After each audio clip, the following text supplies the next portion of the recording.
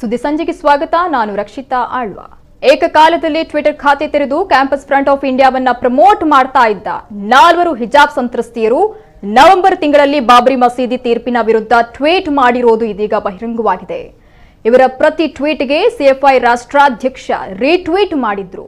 Vijay Patel ಎಂಬುವರಿಂದ CFI ಸಂಘಟನೆಯ Twitter trend ರಹಸ್ಯ ಬಯಲಾಗಿದ್ದು, ಹಿಜಾಬ್ ವಿವಾದ ಆರಂಭವಾಗುವ ಮೊದಲೇ ಯುವತಿಯರು ಸಿಎಫ್ಐ ಸಕ್ರಿಯ ಕಾರ್ಯಕರ್ತರಾಗಿದ್ರು. ಇದಷ್ಟೇ ಅಲ್ಲದೆ ರಾಷ್ಟ್ರೀಯ ಶಿಕ್ಷಣ ನೀತಿಯನ್ನ ಕೂಡ ವಿರೋಧಿಸಿ ಯುವತಿಯರು ಟ್ವೀಟ್ ಮಾಡಿದ್ರು.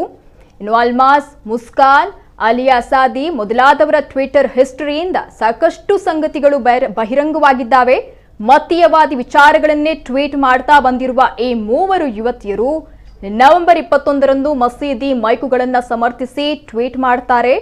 ಹಾಗೂ ಡಿಸೆಂಬರ್ 12ಕ್ಕೆ ದೆಹಲಿ ದಂಗೆಯ ಆರೋಪಿ ರೌಫ್ ಶರೀಫ್ ಬಿಡುಗಡೆಯನ್ನ ಕೂಡ ಆಗ್ರಹಿಸಿ ಟ್ವೀಟ್ ಮಾಡ್ತಾರೆ.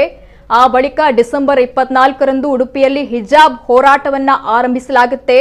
ಇನ್ನು ಯುವತಿಯರ ಟ್ವಿಟರ್ ಟ್ರ್ಯಾಕ್ ರೆಕಾರ್ಡ್ನಲ್ಲಿ ಅನೇಕ ಕುತೂಹಲಕಾರಿ ಅಂಶಗಳು ಅಡಗಿವೆ ಎಂಬ ಅನುಮಾನಗಳು ಈಗ ಸದ್ಯ ಕೇಳಿ ಬರ್ತಾ ಇದ್ದಾವೆ.